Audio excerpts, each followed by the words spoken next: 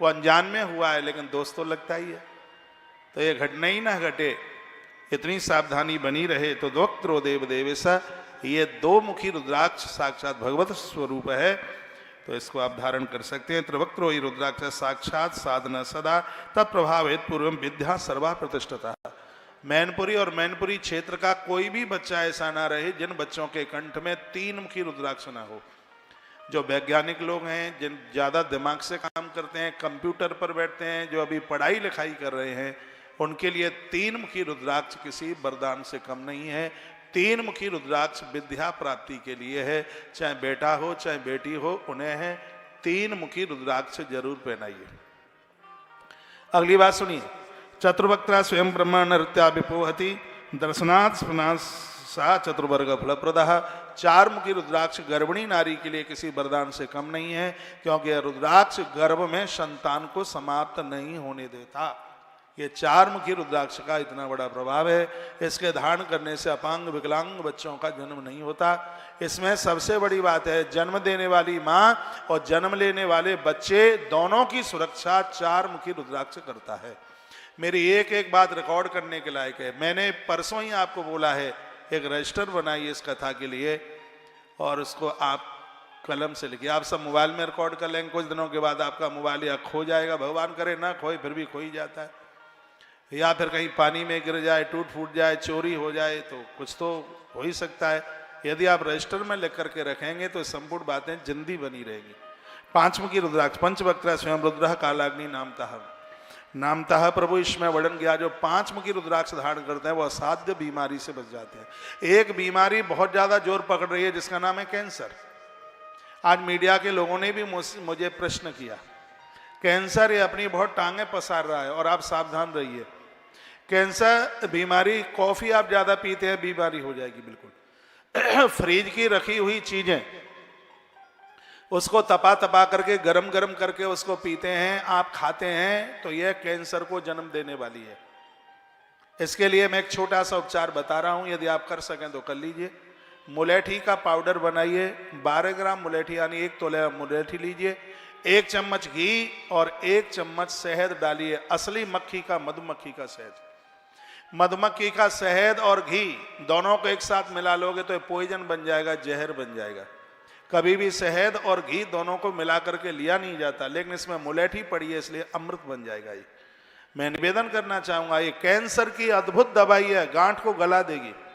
जहां तक यदि आपकी व्यवस्था हो तो ऑपरेशन के लिए मन जाइए, को गांठ कटी, मरने की तैयारी हो गई। कैंसर में जितना आयुर्वेद सक्षम है, एलोपैथिक दवाएं उतनी सक्षम नहीं है।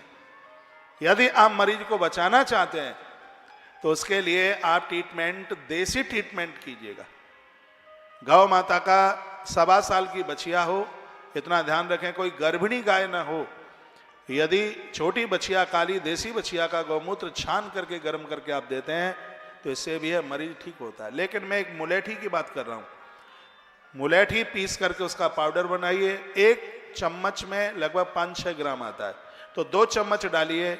उसमें गौ माता का देसी घी डालिए और उसमें थोड़ा सा शहद डालिए। फिर इसको उंगली से ठीक से इसको मिला लीजिएगा। इसको ठीक से मिल जाए तो फिर इसको चाट लीजिए।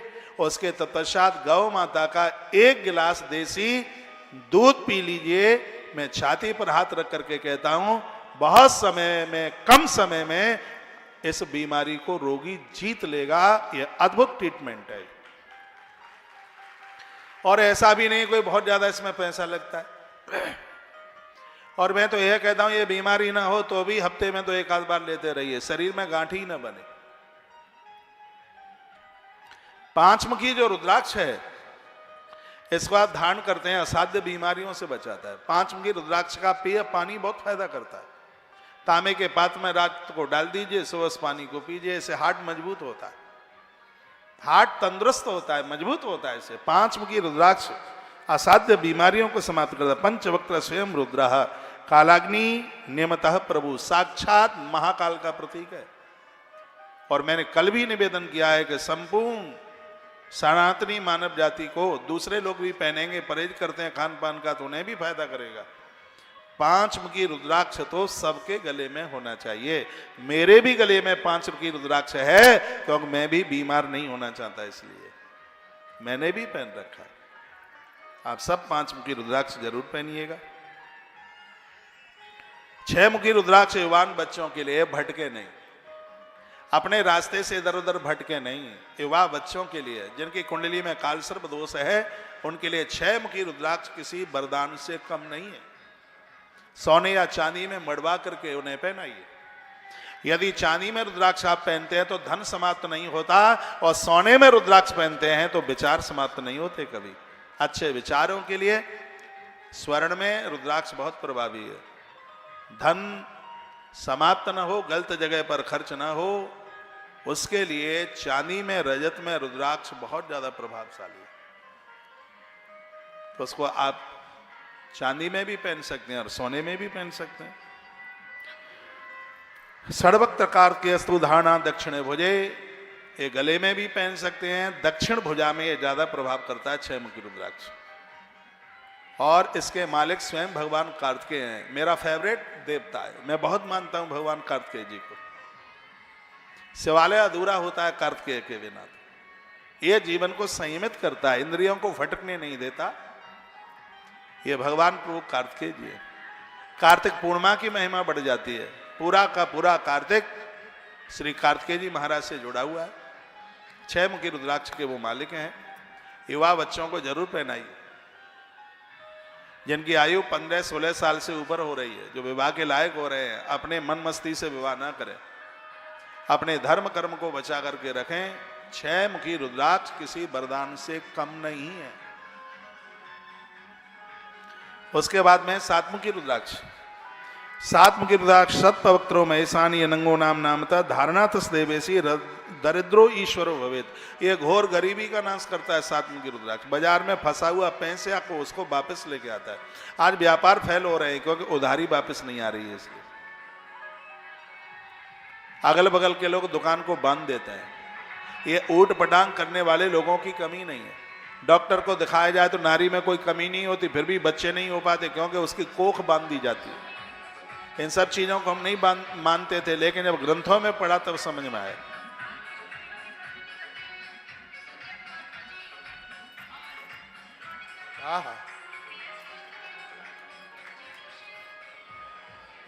बोलिए शंकर भगवान की। व्यापार बढ़ाने के लिए सप्तवक्त्रो महेशानी अनंगो नाम नामत धारणा तस् देवेशी दरिद्रो ईश्वरो भवेत। घोर गरीबी का नाश करता है। गले में रखिए 7 मुखी रुद्राक्ष, पूजा में रखिए, और आपका खान पान ठीक है तो फिर उसको गले में पहनिए। ये कभी धन का अभाव नहीं होने देगा। 7 मुखी रुद्राक्ष का इतना बड़ा महत्व है। लिखा है कि साक्षात दरिद्र ईश्वरो भवेत, ये भगवदीय संपदा प्रदान कर देता है। उसके बाद में 8 मुखी रुद्राक्ष, जिनकी जन्म पत्री में अल्प आयु का कुयोग बन गया है, ये कहा गया है कि उम्र कम है, ऐसे लोगों को जरूर 8 मुखी रुद्राक्ष धारण करना चाहिए। क्यों? धारणा तस् पूर्णायु अमृतो भवत शूलव्रत। इसके धारण करने से व्यक्ति की अकाल मृत्यु नहीं होती। ये उम्र बढ़ाता है। 8 मुखी रुद्राक्ष आयुष बढ़ाता है, और इस सगरी बातें प्रमाणित हो रही हैं। उसके बाद में 9 मुखी रुद्राक्ष। जो 9 मुखी रुद्राक्ष धारण करते हैं उन्हें प्रत्येक दिन नवरात्रा का व्रत करने का पुण्य प्राप्त होता है। जैसे 5 मुखी रुद्राक्ष धारण करने से प्रत्येक दिन चातुर्मास व्रत करने का फल प्राप्त होता है, उसी प्रकार से 9 मुखी रुद्राक्ष धारण करने से नवरात्रा व्रत करने का फल मिलता है। क्योंकि 9 मुखी रुद्राक्ष की मालकिन स्वयं भगवती मां दुर्गा है। इसलिए लिखा है ना श्लोक में, मैं बोले देता हूं, तम धार ये द्वा वामस्ते भैरवो नववक्त्रश्चा कपिलश्चा मुनिस्मृता दुर्गा वात अधिष्ठात्री। इसकी अधिष्ठात्री मां दुर्गा है। अष्टमी जैसे पवित्र व्रत करने का पुण्य प्राप्त होता है 9 मुखी रुद्राक्ष धारण करने से। नवरात्रा का समय हो, कंठ में या बाई भुजा में आप 9 मुखी रुद्राक्ष धारण करके दुर्गा सप्तशती का पाठ करते हैं तो एक पाठ सीधे 9 पाठ के बराबर हो जाता है। 9 मुखी रुद्राक्ष की इतनी बड़ी महिमा। जैसे रुद्राक्ष धारण करने के बाद आप शिव अभिषेक करते हैं तो एक एक अभिषेक 100 अभिषेक के बराबर हो जाता है। उसी प्रकार से 9 मुखी रुद्राक्ष धारण करके आप दुर्गा सप्तशती का एक पाठ करते हैं तो एक पाठ सीधे 9 पाठ के बराबर होता है। ये महिमा 9 मुखी रुद्राक्ष की है। ये सबसे पुराण में लिखा है, मनगढ़ंत बातें कोई नहीं है। तो भैरवो नवक्त्रशा कबलश्य मनुस्मृता, 9 मुखी रुद्राक्ष धारण करने से ताले नहीं टूटते, चोरी नहीं होती। क्यों?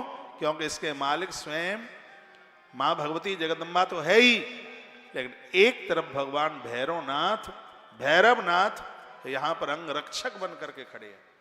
और याद रखना, भैरव बाबा का दर्शन पूजन करने से ताले नहीं टूटते, चोरी नहीं होती। भैरव बाबा का बड़ा प्रमुख गुण है स्वान, इसलिए स्वान पालना ठीक नहीं है, लेकिन स्वान को रोटी डालना बहुत अच्छा होता है। 3 रोटियां तो आपके घर से रोज निकलनी चाहिए। पहली रोटी गौ माता के लिए, इससे आपके घर में मांगलिक कार्य बढ़ेंगे। दूसरी रोटी कागा के लिए, इससे अकाल मौतें नहीं होंगी, पितर प्रसन्न होंगे। और थाली में से बची हुई एक रोटी है वो स्वान के लिए, कुत्ते के लिए, कुतरे के लिए। ऐसे चोरी नहीं होगी, ऐसे ताले नहीं टूटेंगे। ये 9 मुखी रुद्राक्ष की बड़ी महिमा है। पहले तो ये बताइए, मेरी बात आपकी समझ में आ रही है कि नहीं आ रही है? हाँ, मैं तो सीधी सी भाषा में ही आपसे बात कर रहा हूं। तो ये 9 मुखी रुद्राक्ष का प्रभाव है। अब देखिए 10 मुखी रुद्राक्ष, 10 वक्त्रो महेशान स्वयं देवो जनार्दन। 10 मुखी रुद्राक्ष के मालिक भगवान नारायण है। धारणा तस् देवेश सर्व कामान वाप्नुयात्। 10 मुखी रुद्राक्ष धारण करने से भगवान नारायण विष्णु की प्रत्येक दिन पूजा करने का फल प्राप्त होता है। हर वैष्णव जनों के लिए किसी वरदान से कम नहीं है।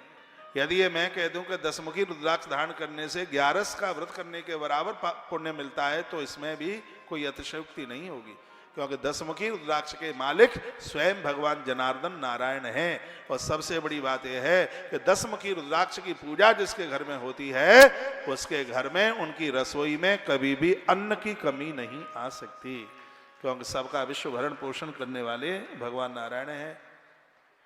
भाई चैनल देखो भाई, चक्कर घूम रहा।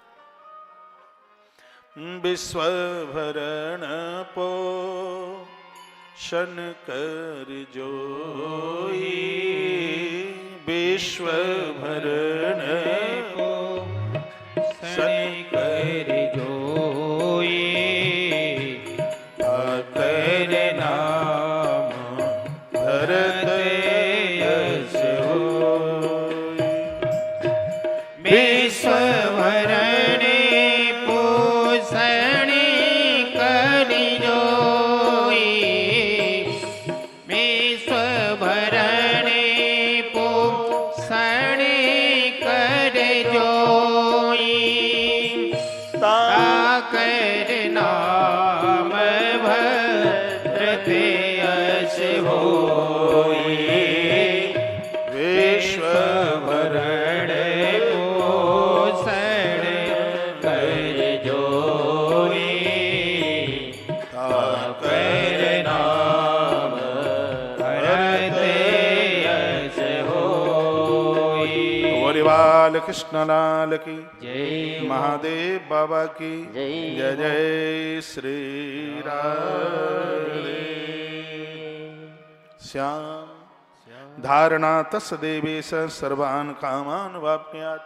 10 मुखी रुद्राक्ष धारण करने से घर की रसोई की बरकत होती है और सभी बिगड़े हुए काम बनते हैं। कामों में जो रुकावट है उसमें सब में सफलता मिलती है। तो 10 मुखी रुद्राक्ष की इतनी बड़ी महिमा। मैं तो कहूँगा सगरे रुद्राक्ष को पिनवा करके उसमें एक माला बनवा लो, एक मुखी तो मिलेगा नहीं, उसके अलावा और है तो उसकी तो माला बन ही सकती है। उसके बाद में है 11 मुखी। फटाफट सुन लीजिए, क्योंकि आज की कथा बड़ी लंबी है। हमें कैलाश तक, मैनपुरी से कैलाश तक पहुंचना है, इतनी लंबी कथा है। और 5 बजे के बाद आप चलना शुरू कर देते। आप सुने तो मैं तो 9 बजे तक सुनाता रहूं। कि आपको जाना होता है, दूर दरार से आते हैं, बहुत दूर से आप आते हैं, तो मुझे टाइम का भी ध्यान रखना होता है। एकादश मुखो यस्तु रुद्राक्ष परमेश्वरी, सरुद्रो धारणा तस्य सर्वत्र विजयी भवेत्। जिनका बेटा फौज में है, मिलिट्री में, पुलिस में है, सिपाही है, सुरक्षा बल में है, उन्हें 11 मुखी रुद्राक्ष धारण कराइए। क्योंकि 11 मुखी रुद्राक्ष है वो दुश्मनों को जीत लेता है, सर्वत्र सब जगह उसको विजय प्राप्त होती है, उसकी पराजय नहीं हो सकती। ये 11 मुखी रुद्राक्ष का बड़ा प्रभाव है। नेता लोग इसको बहुत धारण करते हैं इलेक्शन वगैरह जीतने के लिए। 11 मुखी रुद्राक्ष विजय दिलाता है। समाज में ठीक से काम मत करो और फिर 11 मुखी रुद्राक्ष धारण करके इलेक्शन जीतना चाहो तो वो तो संभव नहीं है। हाँ, आप अच्छे काम करते हैं, लोगों का दिल आपने जीता है, हृदय लोगों का जीता है, लोगों के हृदय में आपने जगह बनाई है, तो ये 11 मुखी रुद्राक्ष बहुत पक्ष में काम करता है। स्पष्ट वर्णन है ना, सरुद्रो धारणयात सर्वत्र विजयी भवेत, सर्वत्र विजय प्राप्त होती है, पराजय का मुंह नहीं देखना पड़ता। ये 11 मुखी रुद्राक्ष का प्रभाव है। अगला है द्वादशाश्यम तो रुद्राक्षम धारियत केस देश के। आप कहेंगे सब मिलेंगे कहां से? हमारे पास मिलेंगे ना ये सब। हाँ, पूरी दुनिया में सबसे असली रुद्राक्ष वो नेपाल में मिलता है। हम बड़े भाग्यशाली हैं, हमने देश के लाखों परिवारों में ये रुद्राक्ष सब निःशुल्क दिए। रुद्राक्ष का विज्ञान बड़ा अद्भुत है। गौ भक्तों को यह रुद्राक्ष प्राप्त हुआ है। द्वादशासंत रुद्राक्षम धारियत केस देश के आदित्या शैव ते सर्वे द्वादशेवं स्तास्ततः। कहा गया 12 मुखी रुद्राक्ष के मालिक भगवान सूर्य नारायण हैं। इनको धारण करने से बुद्धि गुरुदेव बृहस्पति की तरह चलती है। मैं ये कह दूं माथे में दर्द नहीं होता। ये माथे की बीमारी बड़ी खतरनाक है, जैसे आधा सीसी का भी दर्द कहते हैं। जब ये माथा फटता है जीना भी बड़ा मुश्किल पड़ता है। तो भगवान सूर्य नारायण, मैं एक शब्द में ये कह दूं, 12 मुखी रुद्राक्ष धारण करने से कभी कुष्ठ रोग जैसे रोग नहीं हो सकते। दुश्मन भी सम्मान करता है। मैंने उन बहनों को 12 मुखी रुद्राक्ष पहनने की सलाह दी जिनकी सासुएं घर में पक्षपात करती हैं। भाई ये चैनल देख ले, एक बहू को इतना मानेंगे, दूसरे को ऐसे देखेंगे, मन का बाजार से खरीद के लाया गया है क्या। बड़ा कष्ट होता है उस समय। ऐसा मत कीजिए। ये भी अपना घर द्वार परिवार छोड़ छाड़ करके आपके घर में आई है, उसको अपना मानिए। 12 मुखी रुद्राक्ष है वो पूरी दुनिया में सम्मान दिलाता है, और सम्मान की तो चाहत सबको ही है। तो 12 मुखी रुद्राक्ष का यह प्रभाव है। त्रयोदश मुखो विश्वेत देवस्ताधारण नरः। 13 मुख वाला जो रुद्राक्ष है साक्षात विश्वदेव स्वरूप है। इसको धारण करने से मनुष्य के सभी अभिष्ट कार्य हो जाते हैं, और ये माताओं के लिए बहुत ज्यादा लाभदायक है। जो नारियां देवियां इस 13 मुखी रुद्राक्ष को धारण करती हैं, इसके प्रभाव से उसका सुहाग, उसके मांग का सिंदूर शाश्वत होता है, उसके पति की उम्र बढ़ती है, आयुष बढ़ता है। ये 13 तालियां तो बजाना ही नहीं है आपको, हाथ बांधे बैठे हैं बिल्कुल मन का मेहंदी रचा के आएंगे। 13 मुखी रुद्राक्ष माताओं के लिए एक वरदान का काम कर। लिखा है ना, सौभाग्यम मंगलम लभेत, इस श्लोक में लिखा। ये सौभाग्य बढ़ाता है, पति की आयु बढ़ाता है। इसको धारण करने से पति और पत्नी के झगड़े समाप्त होते हैं, कलह समाप्त होता है, दोनों में प्रेम बढ़ता है, आत्मीयता बढ़ती है। घरवाली झगड़ा करती है तो पुरुषों को पहन लेना चाहिए, और घरवाला झगड़ा करता है तो फिर माताओं को पहन लेना चाहिए, ये फायदा करेगा। उसके बाद में है 14 मुखी रुद्राक्ष। इसका कितना प्रभाव है? चतुर्दश मुखो यो ही रुद्राक्ष परम शिवा धारियन मूर्धनीतम भक्त्या सर्व पापम प्रणश्यति। जो लोग सिद्धियां करते हैं वो लोग 14 मुखी रुद्राक्ष पहनते हैं। 20,500 का एक दाना आता है। कोई सिद्धि कर रहे हैं, कोई विशेष सिद्धि करने वाले लोग 14 मुखी रुद्राक्ष धारण करते हैं। इसके धारण करने से सिद्धि में व्यवधान नहीं आता, साधना में गलतियां नहीं होती। यह इसका इतना बड़ा प्रभाव है। लिखा है कि इसको धारण करने वाले भक्ता सर पापी प्रणश्यति, वो अपने संपूर्ण पापों का नाश कर लेते हैं, उनके संपूर्ण अपराध समाप्त हो जाते हैं। ये मैंने 1 मुखी रुद्राक्ष से लेकर 14 मुखी रुद्राक्ष तक आपको बताया। इसको कैसे धारण किया जाता है तो वो भी सुन लीजिएगा। माला को घी में डाल दीजिएगा, फिर उस माला को निकालिए। इस माला को भगवान महादेव को पहनाइए। महादेव का अभिषेक पूरा हो जाए और माला भगवान पहने रहे।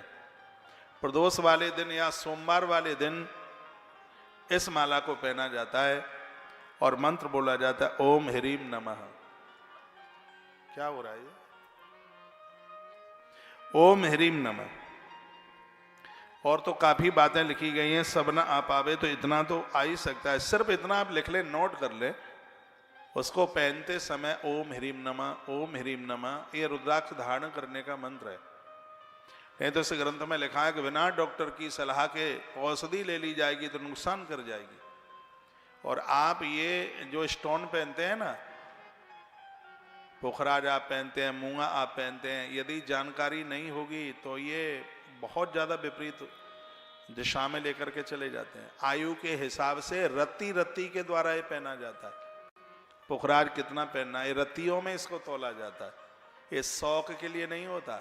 आप मोती पहनते हैं, ये शौक की चीजें नहीं है। ये आप मूंगा पहनते हैं, प्रॉपर्टी का काम करने वाले लोग मूंगा पहनते हैं। तो ऐसा नहीं है कि कोई शौक के लिए होता है। इन सब चीजों का वर्णन है, इनके ऊपर बहुत बड़े बड़े ग्रंथ लिखे हुए हैं। कभी कभी लोग ऐसे अंगूठी पहन लेते हैं कि दिमाग बेचैन हो जाता है। वो अंगूठी उतारते ही फिर ठीक से सब चलने लगता है। तो कितनी रत्ती की कौन सी चीज पहननी है, ये लोगों को इसकी जानकारी होती है। पुखराज डायमंड बड़ा अपने आप में प्रभावशाली है, हीरा बड़ा प्रभावशाली है, लेकिन उसकी जानकारी तो होनी चाहिए। कौन सी उंगली में कौन सा रत्न पहना जाता है और कितनी उम्र में कितने रत्ती का पहना जाता है, ये सब वर्णन है। अपने मन मुताबिक शौक में पहन ले तो नुकसान दे सकता है।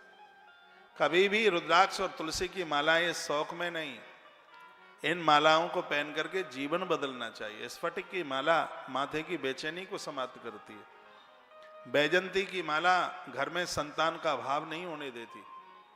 चंदन की माला बहुत पैसा देती है, रुपया देती है चंदन की माला। लाल चंदन की माला परिवार की उम्र बढ़ाती है। लेकिन जिनको जानकारी है उनसे सलाह लेकर के ये पहनी जाए तो ज्यादा बढ़िया है। आप बाजार से सीधे खरीद करके गले में, जैसे बैल के गले में घंटा बांधा है, ऐसे आप डाल लें तो ठीक नहीं है। उसका परहेज होना चाहिए, उसके नियमों का पालन होना चाहिए जब भी आप रुद्राक्ष धारण करते हैं। देखिए, मैं कथा में आता हूं, ये माला पहने होता हूं, उतार के भी इसको भी रखता हूं, और जब भी मैं इसको द्वारा अपने गले में पहनता हूं तो ऑटोमेटिक मेरे मुंह से ये शब्द निकलता है ओम ह्रीम नमः। ऐसा बोल के ही मैं इस माला को पहनता हूं। ऐसे माला खंडित होने से बचेगी, उसकी शुचिता, उसकी पवित्रता बनी रहेगी उसकी। ये जो मैं आपको कथा सुना रहा हूं, ये संपूर्ण बातें श्रीमद् शिव महापुराण के विद्येश्वर संहिता के अध्याय नंबर 25 में पूरी डिटेल बताई गई है। पूरा रुद्राक्ष महात्म्य बताया गया है। इसमें यह भी बताया गया कि आपसे कुछ भी नहीं आता है तो ओम नमः शिवाय तो आता है। लेकिन इतना जरूर ध्यान रखिएगा, मंत्र के आगे ओम तभी लगाया जाएगा जब वो गुरुमुख से सुना गया होगा। तो बिना गुरुमुख से सुने बिना तो ओम लगाने का हमें अधिकार ही नहीं है।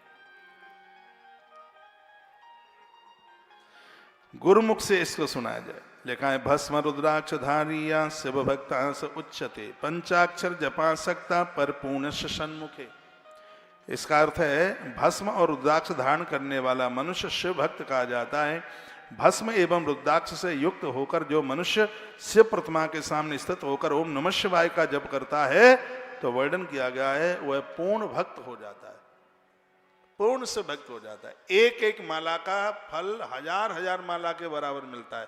कब? माथे पर हो भस्म और कंठ में हो रुद्राक्ष और महादेव की पिंडी हो सन्मुख। उनके सानिध्य में किया गया जब एक एक माला हजार हजार माला के बराबर हो जाती है। इसलिए मैंने आप सबको बोला है, कोई भी घर ऐसा ना हो जिसके घर में भगवान महादेव ना हो।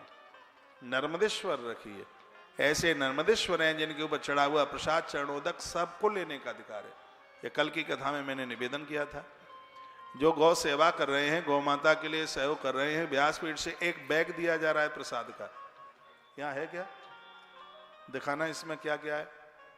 ये चीजें बाजार में नहीं मिलेंगी। अभी जबलपुर में एक बहुत बड़ा यज्ञ हुआ था और उस यज्ञ में इन सब चीजों को सिद्ध किया गया था। है यार, और आप में से बहुत भक्त हैं आश्रम से जुड़े हुए हैं, जिनको आश्रम से नर्मदेश्वर मिला होगा, भगवान शालिग्राम मिले होंगे। क्या क्या है इसमें? दर्द की दवाई गठिया की, जहां जॉइंट का दर्द है, इसका काढ़ा बना करके पिया जाता है। मेरे हाथ की बनी हुई है, नॉट फॉर सेल, ये बिक्री के लिए नहीं है, भक्तों को प्रसाद रूप में दिया जाता है। इसका काढ़ा बनाया जाता है। शुगर की दवा, इसकी फंकी मार के ली जाती है और इसमें मीठा छोड़ना होता है। आधा घंटा सुबह, आधा घंटा शाम को घूमना होता है। बहुत फायदा करती है, लाजवाब दवाई है। तुलसी की असली माला है, कंठी माला, गले में पहनने के लिए। गोपी चंदन, बताते हैं जिन घरों में गोपी चंदन, स्कंद पुराण के प्रवास खंड में लिखा है, जिसके घर में भगवान को गोपी चंदन चढ़ाया जाता है, उन्हें घर रह करके भी द्वारका की यात्रा करने का फल प्राप्त होता है। सबके घर में गोपी चंदन होना चाहिए। यह क्या है? इसमें यज्ञ में सिद्ध किया हुआ एक सिक्का रखा हुआ है, 3 कौड़ी रखी है और एक गोमती चक्र रखा हुआ है। गोमती चक्र आपका खजाना बढ़ाएगा। पीले रंग की कौड़ी है, इसमें ये बुद्धिमान, माथे में क्रोध को पैदा नहीं होने देगी। पीले रंग की कौड़ी। सफेद रंग की कौड़ी है, आपको धन बढ़ाएगी। ये काले रंग की कौड़ी है, इसको घर में रखने से किसी का जादू टोना टोटका नहीं चलेगा। ये गोमती चक्र आपके धन की वृद्धि करे। और भी क्या क्या है देखिए, यह भगवान नर्मदेश्वर, पूजा में किए हुए सिद्ध भगवान नर्मदेश्वर हैं। ये क्या है? ये है भगवान शालिग्राम। जिनके घर में शालिग्राम भगवान की पूजा होती है, 6 महीने तक भगवान नारायण का पूजन करने का फल प्राप्त होता है। एक बार इनके ऊपर तुलसी चढ़ाने का इतना बड़ा फल है। ये क्या है? ये 7 मुखी रुद्राक्ष है। आप गूगल में डाल करके देखना कि इसकी कॉस्ट कितनी है। 7 मुखी रुद्राक्ष घोर गरीबी का नाश करता है। ये बाजार में फंसे हुए पैसे को वापस लेके आता है। और क्या है ये कितना मुखी है? ये 6 मुखी जवान बच्चों के लिए, जिसकी चर्चा मैं अभी कर रहा था। और ये कितना है? 4 मुखी गर्भिणी नारी के लिए। ये 3 मुखी, 2 मुखी, 3 मुखी भी है इसमें। 2 मुखी रुद्राक्ष जो घोर एक्सीडेंट से बचाने का काम करता है। जो भी लोग सहयोग कर रहे हैं उनको ये प्रसाद रूप में यहाँ से प्राप्त हो रहा है। तो इसकी महिमा समझना, इसकी वैल्यू समझना, ये सब चीजें महादेव की कृपा से प्राप्त हो रही। कल भी यहाँ से दिया गया है प्रसाद, रख लो, और आज भी यहाँ से दिया जाएगा। इसमें कोई लाज वाली बात नहीं है। आप कार्यालय में सहयोग करते हैं, रसीद आपके पास में है, तो इतना सा टाइम निकालिए। ठीक 5 बजे उन भक्तों को व्यासपीठ की तरफ बुलाया जाता है और आपका अधिकार है व्यासपीठ से अपना वह प्रसाद लेकर के जाइए। गौ माता का स्मृति चिन्ह, गौ माता की चुनरी यहाँ से प्राप्त हो ही रही है, आप लेके जाए। एक बार टेलीविजन की तरफ निगाह डालिए, दुनिया की सबसे बड़ी गौशाला उभर के आ रही है। जब मैं नोटबंदी में मैनपुरी में आया था तब बहुत छोटी गौशाला थी, लेकिन मैं इतने वर्षों के बाद में यहाँ मैं लौटा हूँ। आप विश्वास करें, इस समय देश की सबसे बड़ी गौशाला है।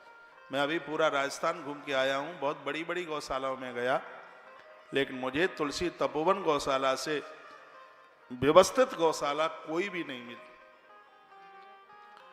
कोरोना जैसी बीमारी में एक लंपी बीमारी हुई थी, एक प्रदेश में 10-10 लाख गाय समाप्त हो गई, लेकिन इस गौशाला में एक भी गौ माता समाप्त नहीं हुई। ये यहाँ की सेवा करने का ढंग है।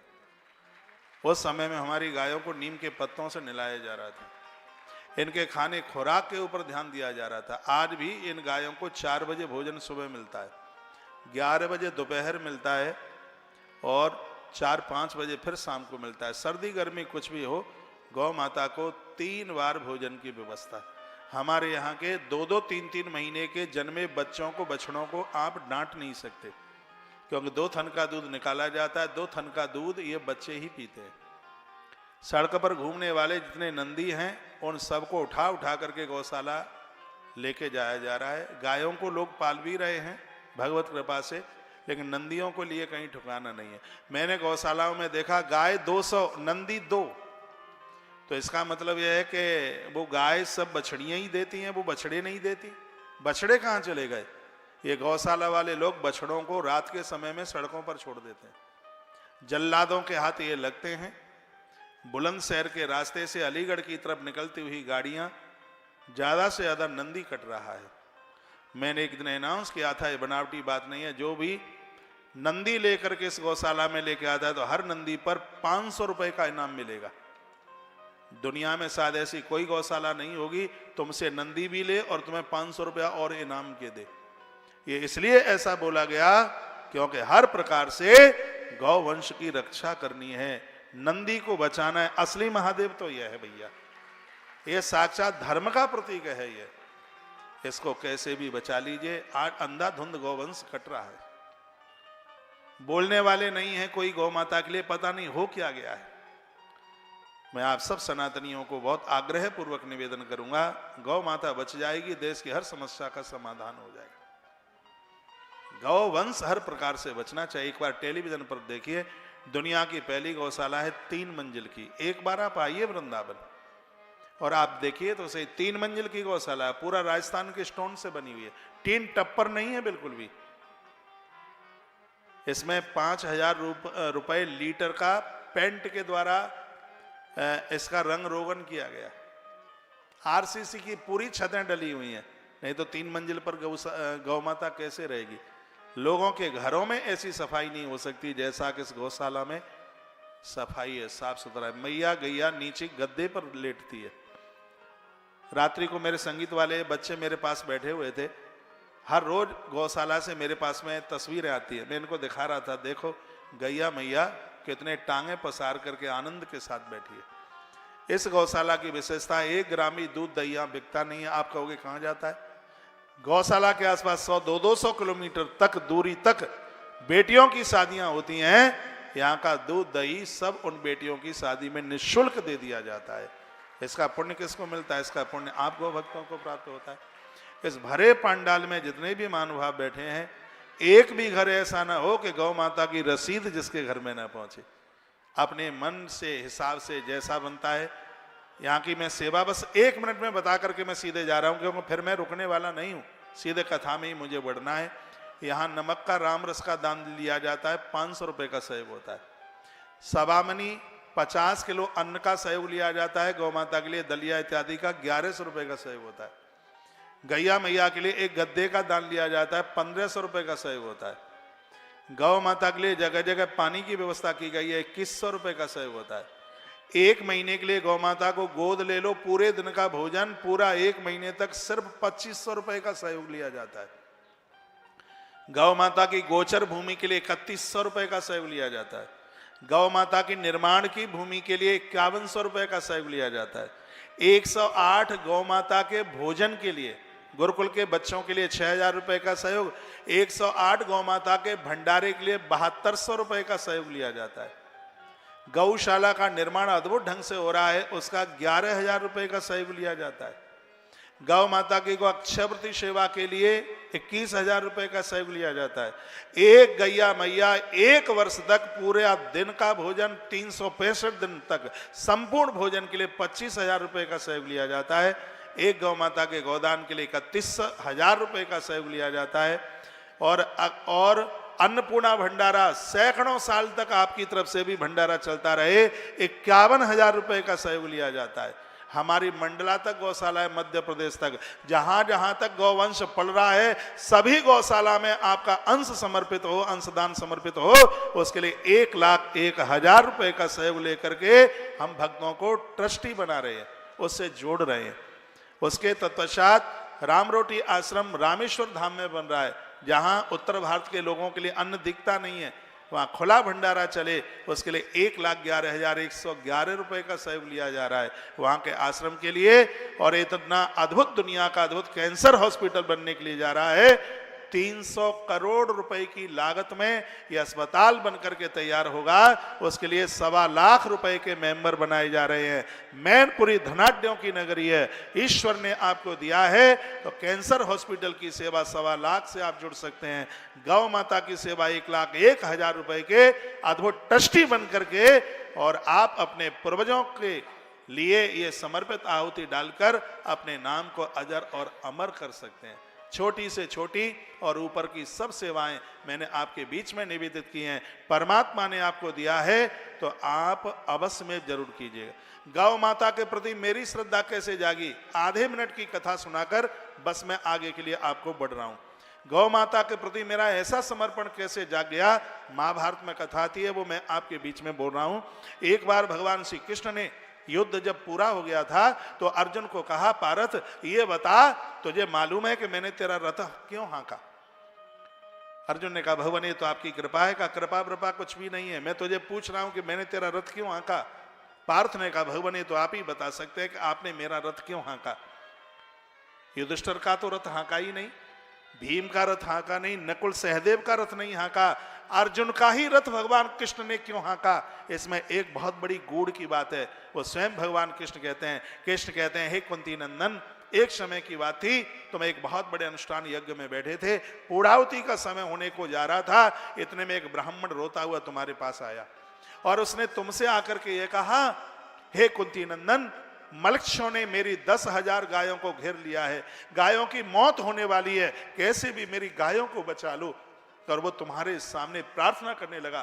तुमने यज्ञ से खड़े होकर अपना धनुष बाण उठाया और तुम दौड़े और तुमने मलक्षों से 10,000 गायों की रक्षा की। हे अर्जुन, जो गाय की रक्षा करता है उसके जीवन के रथ में द्वारका का कृष्ण आकर के बैठ जाता है। ये बात छोटी नहीं है, बहुत अद्भुत बात है। भगवान श्री कृष्ण कहते हैं, वो लोग मेरे हृदय में बैठते हैं जो गौवंश को बचाने के कार्य में लगे हुए।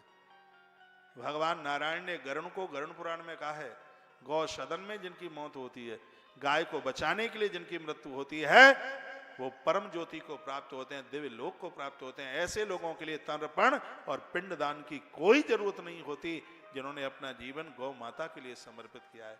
मैं आज मैनपुरी के भक्तों के बीच में आज एकादशी के दिन में ये बात निवेदित करूंगा। आप जितने भी भक्त लोग बैठे हैं, भले यहाँ से लिफाफा 3-4 दिन आपको बीच में बांटे जाएंगे। मैं शिवरात्रि के दिन भी आपको लिफाफा भेजूंगा, इसलिए कि मैं चाहता हूं कि मैनपुरी क्षेत्र के हर व्यक्ति के घर से कम 1 कुंटल चारा गौ माता के पेट में पहुंचे। और 1 कुंटल चारे का सहयोग 500 रुपया लिया जाता है। तो ये तो वो सेवा हो गई है जो ईंट पत्थर में लगने वाली नहीं, ये सीधे गौ माता के पेट में ये सेवा जाएगी। कल भी आपके बीच में यहाँ से लिफाफे बांटे हैं, सामने पात्र रखे हुए हैं, उसमें डाल करके उसको जाना। लेकिन आप कार्यालय तक पहुंच करके एक रसीद जरूर लेना। ये रसीद आपके घर पहुंचे और गौ माता की चुनरी भी आपके घर पहुंचे। मैं भगवान के चरणों में प्रार्थना करूंगा, ये सौभाग्य आप सबको प्राप्त हो। मेरी बहन माताओं, साल में 1 आध साड़ी कम खरीद लेना, कोई फर्क नहीं पड़ता। और जो आपने हिसाब में अपने पति को हिसाब बताया, दाल 1 किलो की जगह पर 2.5 किलो बताई, दूध 2 किलो की जगह पर 5 किलो बताया, और आपके पास पैसा कहाँ से आता है? ऐसे ही तो कहीं से आता होगा। तो मैं कहना चाहूंगा, इसमें से कुछ बचाकर गौ माता के लिए समर्पित कर दीजिए।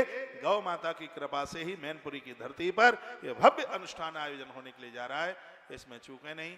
पांडाल परिसर वाले भी और टेलीविजन पर मुझे सुन पा रहे हैं वह भी एक बार जयकारा लगाइए, बोली गैया मैया की जय हो। आइए अब मैं से महाप्राण की कथा के साथ फिर आपको जोड़ता हूं।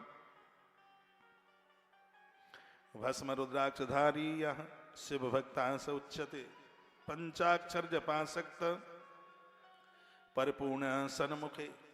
काले खाए भगवान महादेव, इतना टाइम जब मंदिर में जाओ शंकर जी के में इतना समय लेके जाइए, एक 5 मिनट वहां जमीन पर आप बैठ सके। 108 बार ओम नमः शिवाय ओम नमः शिवाय मंत्र का जप करते आइए। माथे पर त्रिपुंड या भस्म लगाइए, गले में रुद्राक्ष की माला पहनिए।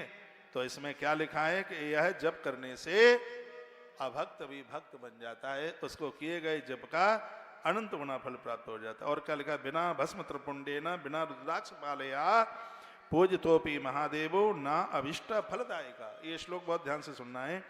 बिना त्रिपुंड के और बिना रुद्राक्ष की माला धारण किए जो भी कोई भगवान महादेव की पूजा करता है उसे शंकर की पूजा का संपूर्ण फल प्राप्त नहीं होता। ऐसा विद्येश्वर संहिता के अध्याय नंबर 25 के श्लोक नंबर 91 में लिखा है। बहुत ध्यान से सुन लीजिएगा क्या लिखा है, बिना भस्म त्रिपुंडेन बिना रुद्राक्ष मालया। शंकर भगवान की पूजा में आपने त्रिपुंड नहीं लगाया, कंठ में रुद्राक्ष की माला नहीं पहनी। मैं तो कहूँगा यदि आप लहसुन प्याज भी खाते हैं, नॉन वेजियों को नहीं बता रहा हूँ, शाकाहारी है लेकिन लहसुन प्याज छूटता नहीं है, तो माला को उतनी देर के लिए पहनिए जितनी देर आप पूजा में बैठते हैं, फिर उतार के रख दीजिए, खूंटी पर लटका दीजिए, पूजा के समय में पहन लीजिए। दिन भर आप इधर उधर जाते हैं, ऐसी जगह पर भी जाते हैं, वहाँ हो सकता है रुद्राक्ष की माला, तुलसी की माला आप नहीं धारण कर सकें, तो इतना तो आप कर ही सकते हैं। पूजा में आधा घंटा या पौन घंटा 1 घंटा आप बैठते हैं, उतनी देर के लिए अपने कंठ में इस माला को धारण कीजिए।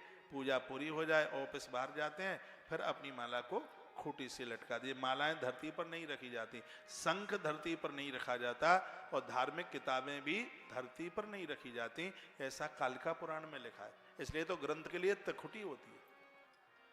ध्यान रखें इस बात के लिए। बात समझ में आ रही है? आप कितने मलूक लग रहे हैं, आप सबके माथे पर त्रिपुंड। ये मेरे सामने एक बेटी बैठी है, इसका भाल कितना अच्छा लग रहा है, माथे पर त्रिपुंड और बीच में टपका और लगा हुआ है लाल वाला। शिव पुराण की कथा सुन रहे हैं पूरे शैव बन करके। भले आप नारायण के भक्त हैं तो भी शिव के भक्त बनिए, आप शिव के भक्त हैं तो भी नारायण के भक्त बनिए। और एक गुप्त मत सबई कहूं कर जोर, शंकर भजन बिना नर भक्त न पावे। महादेव की कृपा के बिना तो भैया किसी को भी भक्ति मिल ही नहीं सकती। ऐसा ग्रंथकारों ने ऐसा वर्णन किया है। और अगली बात क्या कही गई है, ये तो रुद्राक्ष महात्म्य में आपने सुना का, जो अपना भला चाहते हैं वो लोग 12 प्रकार का दान करके जाएं इस धरती पर। लिख ले वो कौन कौन से 12 दान है। भगवान कृपा करे आपके द्वारा हो गया हो, ना हो गया हो तो कर लीजिएगा। तो कौन कौन से हैं? 12 दान, रौप्य लवण कुष्मांडम कन्या द्वादशकम तथा गो भूतल हिरण्यज्य बासो धान्य गुणानि च सम्मूयवा पुण्य काली दध्यादिष्ट समृद्ध है। पुण्य की तिथियों में, पर्व की तिथियों में इनका आप दान जरूर कीजिएगा। क्या क्या है? स्त्रीणाम धर्मार्थनाम द्रव्यम पैतृकम भर्तकम तथा। पहले तो ये सुन लो कि पति की कमाई जिस पत्नी के पास में है उस धन का दान करने से उस दान का अनंत गुना फल प्राप्त होता है। एक बात और फिर सुन ले इस बात को, एक बार फिर रिपीट कर रहा हूं, जो पति ने कमाया है ऐसे धन का नारी दान करती है तो उसका अनंत गुना फल मिलता है। और पैतृकम भर्तकम तथा, दोनों शब्द लिखें। पिता के द्वारा बेटी को जो मिला है उस वस्तु का दान करने से उस दान की महिमा बहुत ज्यादा बताई गई है। कुछ बहनें ऐसी हैं, पियर से जो मिलता है चम्मच भी मिल जाए तो उसको भी छिपा के रख देंगी कहीं ननद न ले जाए इसलिए। और आप बड़भाग्नी हैं कि पियर से आपको साड़ी मिली और वही साड़ी आपने अपनी ननद को दे दी, क्योंकि लिखा है स्त्री नाम धर्मार्थ नाम द्रव्यम पैतृकम भर्तकम तथा। यूं तो पैसा ब्याज बट्टे पर कहीं से भी आ सकता है, लेकिन नारी के लिए उस धन को बहुत पवित्र माना गया है। एक तो पिता के द्वारा उसको पियर से मिला है, भाई के द्वारा, भाभी के द्वारा, भतीजों के द्वारा, पिता के द्वारा उसे जो पैसा पियर से मिला है उसको बहुत पवित्र माना गया है। उस वस्तु का दान करने से अनंत गुना फल मिलता है। और दूसरा, पति ने जो कमाया है, पत्नी ने उसका दान किया है, उस धन का भी उस परिवार को अनंत गुना फल प्राप्त होता है। तो पति के द्वारा कमाया गया या पियर से मिला हुआ वो पैसा कहां कहां दान में देना चाहिए, अब ये लिख लो, उसकी 12 जगह बताई है और वो मैं आपको निवेदन कर रहा हूं। क्या क्या बताया का, गौ भू तिल हिरण्याज्य बासो धान्य गुणानि च। नंबर 1, जीवन में गोदान करके जाइए। गरुड़ पुराण में लिखा है कि 5 गायों का दान करो, 5 प्राण हैं, 5 का नहीं कर सकते तो एक गौ माता का दान जरूर कीजिए। माता पिता के लिए गौदान करके बच्चे माता पिता के ऋण से मुक्त हो जाते हैं। बैतरणी से पार होने के लिए एक सिर्फ और सिर्फ यदि कोई है तो सिर्फ गौ माता है, और आपने जो दान किए हैं उसके और तमाम तरह के फल मिलते हैं। लेकिन वैतरणी से पार होने के लिए यदि कोई दान है तो गौदान है। धरती के ऋण से मुक्त हो जाता है पृथ्वी।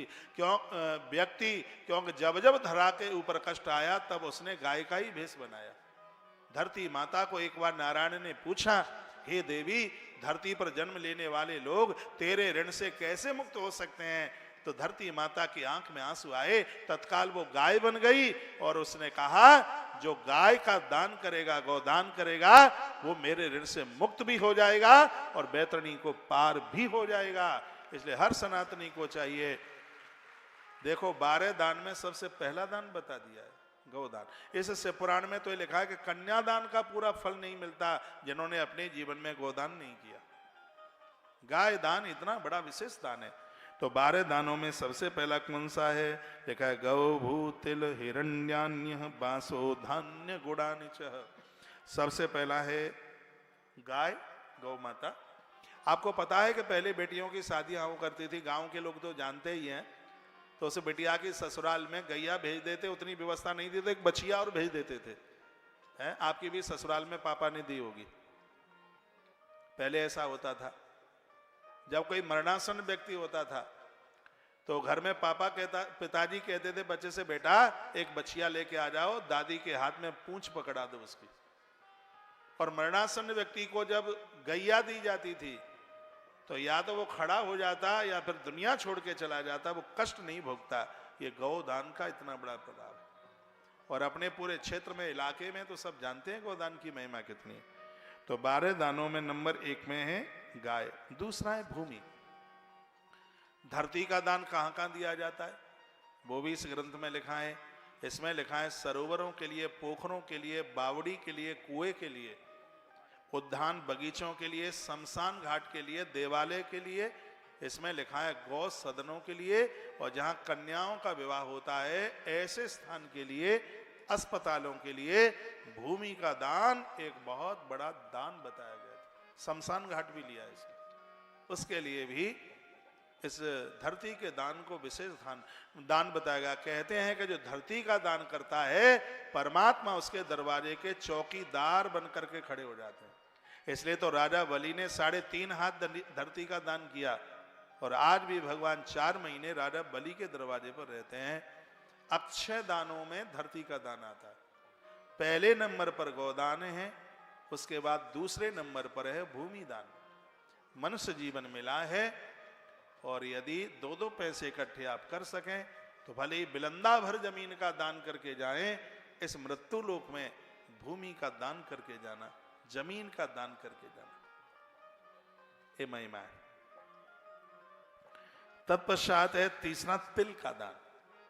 ये आयुष बढ़ाता है। एक एक दान की महिमा है। तिल के दान को भी बहुत बड़ा दान बताया गया। फिर का सुवर्ण का दान। बेटी की शादी आप कर रहे हैं, एक बार के लिए नकदी भले ही कम रह जाए लेकिन उसे सोना चांदी जरूर दीजिए।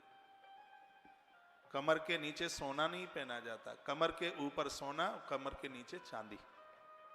आप कितने भी धनवान हैं, सोना पामों में नहीं पहन सकते, क्योंकि रजत में माँ लक्ष्मी का वास है, तो स्वर्ण में स्वयं भगवान नारायण का वास है। भागवत में लिखा है कि धातुओं में स्वर्ण में ही हूं, स्वयं भगवान बोलते हैं। इसलिए आपने किसी को भी सोने की चप्पल, खड़ाऊं किसी को नहीं पहने हुए देखा होगा, सोने की पायल पहने नहीं देखा होगा, सोने का बिछुआ पहने नहीं देखा होगा। सोना इतना पवित्र होता है कि सोना हवा में पावन हो जाता है। आपको पता है कि पहले जब इतनी छुआछूत चलती थी तो दादी कहती थी कि ला थोड़ा सोने का सींचा तेरे ऊपर छिड़क दूं। वो नाक में सोने का फूल पहने होते थे, हाथ में पानी लेके ऐसे लगा दी, फिर छींटे मारती। सोने को इतना पावन कहते हैं कि सोना हवा में पवित्र हो जाता है। कहते हैं यदि किसी के अंग में सोना है, कर्ण का दांत सोने का था, यदि किसी के अंग में सोना है, यदि सूतक पातक वाले व्यक्ति को वो छू भी जाए तो उसको अशुद्धि नहीं होती, वो अपवित्र नहीं होता। स्वर्ण की इतनी बड़ी महिमा, इसलिए सोने के दान का बहुत बड़ा महत्व है।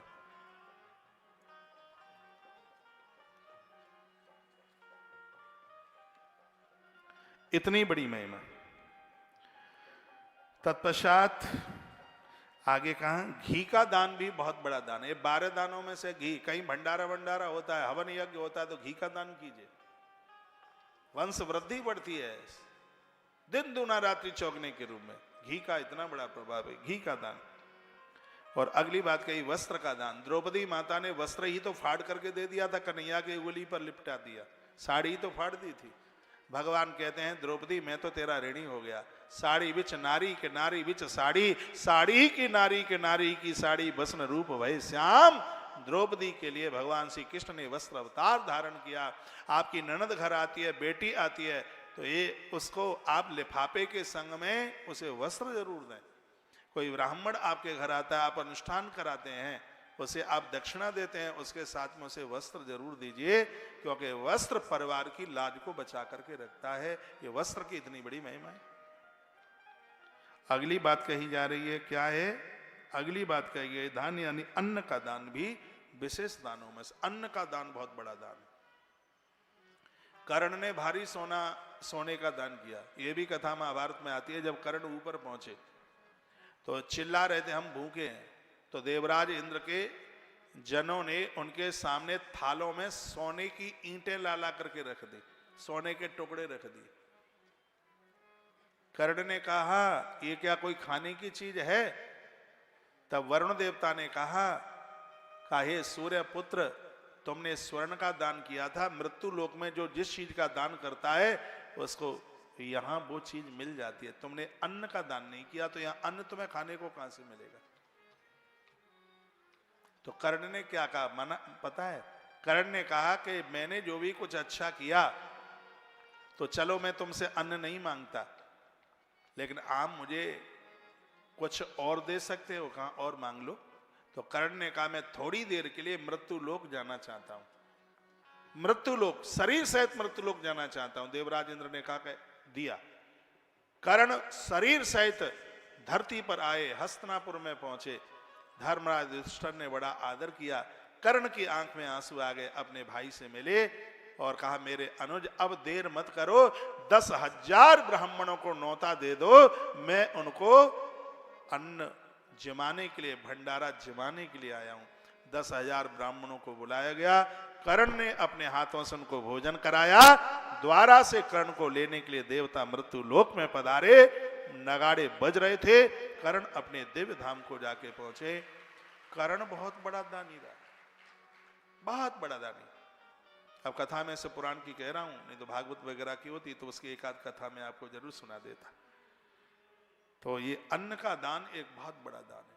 आवे अतिथि द्वार पर, दरबारे पर कोई अतिथि आवे तो उसको भूखा नहीं जाने दीजिएगा, बिल्कुल उसको भोजन कराइए। इसमें बिल्कुल उदार बनिए। अन्न की बड़ी महिमा है, बहुत ज्यादा महत्व है। 12 दानों में से एक दान है। और अगला है गुड़ का दान। ये 12 दानों में से गुड़, और अगला है चांदी का दान, और अगला है नमक का दान, राम रस। नमक का दान 12 दानों में से है। और अगला है पेठे का दान। आज एकादशी है, थोड़ा पेठा खाया करो। 11 के दिन पेठे खाने की महिमा क्या है? 11 के दिन आप पेठा खाओगे तो झूठे मुंह से कभी भगवान को छू लिया, झूठे मुंह से कभी आपने पूजा की सामग्री को छू लिया, तो उससे भगवत दोष लगता है। लेकिन 11 के दिन पेठा खाने से और पेठे का दान करने से ये दोष समाप्त हो जाता है। हर 11 को थोड़ा सा पेठा मैं भी अपने मुंह में डालता हूं। तुलसीवन आश्रम क्विंटलों पेठे का दान करता है एकादशी के दिन। यदि आप टेलीविजन पर देखते रहते हैं बराबर से राधे, यदि आप टीवी पर आप देखते रहते हैं, आश्रम के साथ जुड़े हुए हैं, तो ये बात आपको जरूर पता होगी। 12 दानों में से पेठे का नाम आता है। और 12वें नंबर पर है कन्यादान। अपने घर में कन्या नहीं है, बेटी नहीं है, तो किसी गरीब की बिटिया के विवाह में आप जरूर सहयोग कीजिएगा। ये बड़ी महिमा है, बहुत बड़ा महत्व में बताया गया, आनंद आ गया। और भी कुछ दान हैं, ये तो 12 विशेष हैं। और क्या क्या है? आम का दान। ये लिखने के लायक बात है। 4 महीने बड़े गर्मी के हैं, बैसाख, जेठ और आषाढ़ और चैत्र। इन महीनों में आम के रस से भगवान महादेव का अभिषेक करने की बात कही गई है। आम रसे, इससे धन बढ़ेगा, संपत्ति बढ़ेगी। आम के रस से, जिसे आम रस कहते हैं, इसके द्वारा भगवान शंकर के अभिषेक करने की बात कही गई है। आम का दान करने की बात, विशेष फलों में आम के फल के दान की बात कही गई है। केले का दान भी विशेष दानों में, औषधियों का दान भी विशेष दानों में, नारियल का दान, बादाम का दान, उड़द की दाल, मूंग की दाल, ये सब वर्णन है। इसमें लिखा है काली मिर्च के दान को बड़ा विशेष दान माना गया है। काली मिर्च का दान करने से शत्रु पराजित हो जाता है, परास्त हो जाता है। महादेव के ऊपर भी काली मिर्च चढ़ाई जाती है। मैं श्लोक नंबर आपको बता देता हूं। मरीच सस प्रदानम साकोपकर्णम तथा, सब्जी के दान की बड़ी महिमा है। लिखा है कि जो साग का दान करता है, सांप बिच्छू उसको कभी दंशन नहीं करते। माता शाकंभरी उनके ऊपर बड़ी कृपा करती है जो सब्जी का दान करता है। कभी आपके यहाँ बहुत बड़े बड़े भंडारे होते हैं, मंदिरों में भंडारे होते हैं, तो मौका पाकर और ये सौभाग्य मिल जाए तो वहां सब्जी का, साग का दान कर बैठो। इससे कभी विषैले जीव जंतु नहीं काटेंगे, दंशन नहीं करेंगे। लेकिन मरीच प्रदानाम चा साको उपकरणम तथा यदुतम यत फलम सिद्धम तद्देयम या विपश्यता। वर्णन किया है कि मिर्च, सरसों, तेल, मसाले, ऋतुओं में आने वाली ये चीजें, इन सबका व्यक्ति को अवश्य में दान करना चाहिए, ये वर्णन किया गया। यदुतो यत फलम सिद्धम तद्देयम ये विपश्यता। भगवान ने बड़ी कृपा करी, मनुष्य जीवन धारण करके आए तो इससे मत चूकिएगा। लिखा है सर्वा भावे दरिद्रस्तु वाचा च कर्मणा ब्रजेत। संपदा होने के बाद भी जो संपत्ति का दान नहीं करता, अगले जन्म में वो व्यक्ति दरिद्र बन करके पैदा होता है।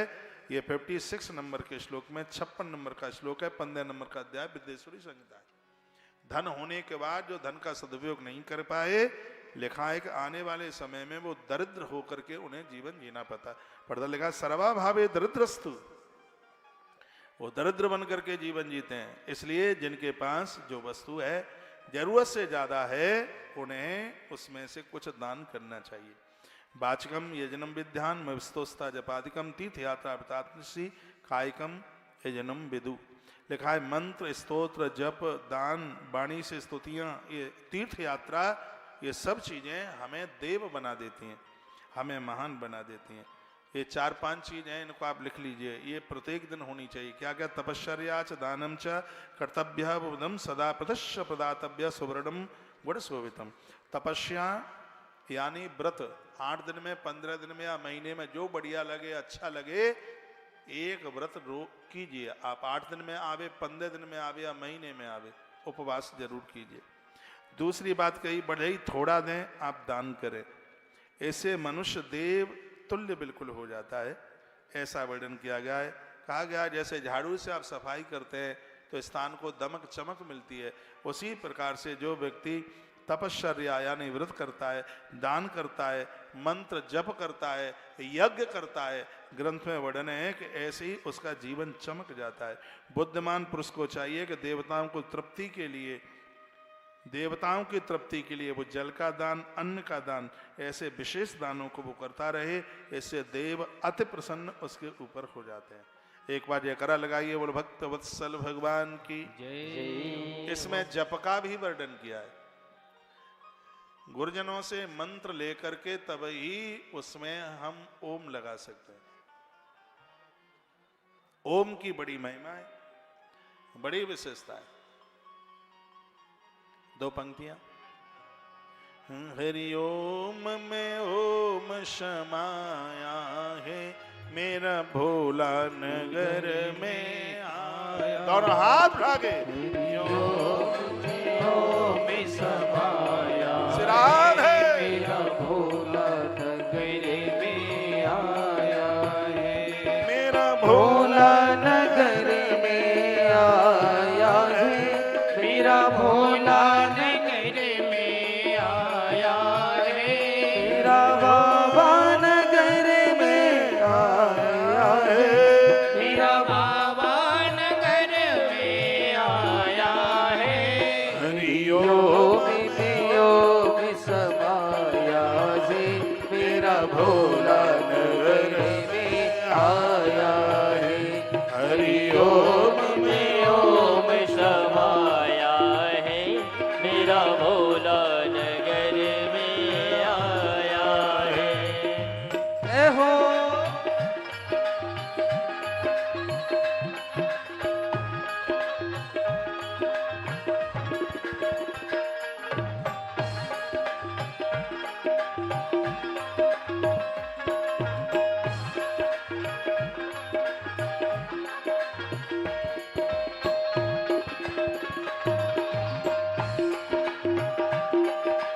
हर हर महादेव।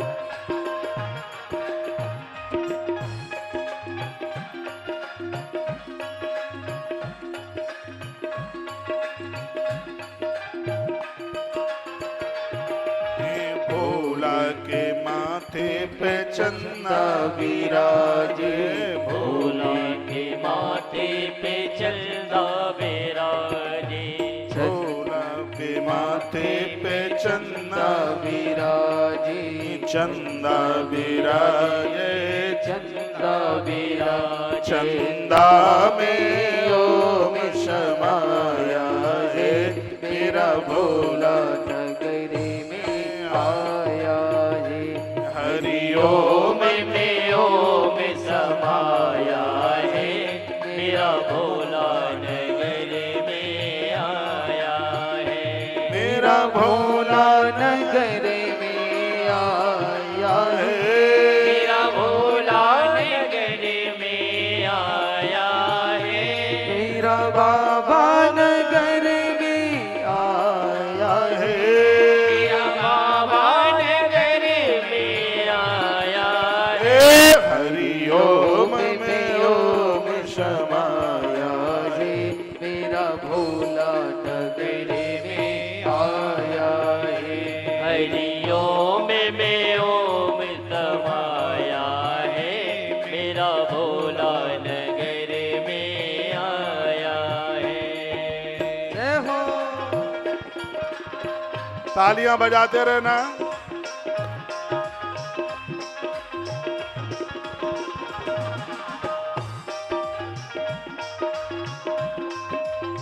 सूरज ना रे, ओए सूरज है भाई, सूरज सूरज।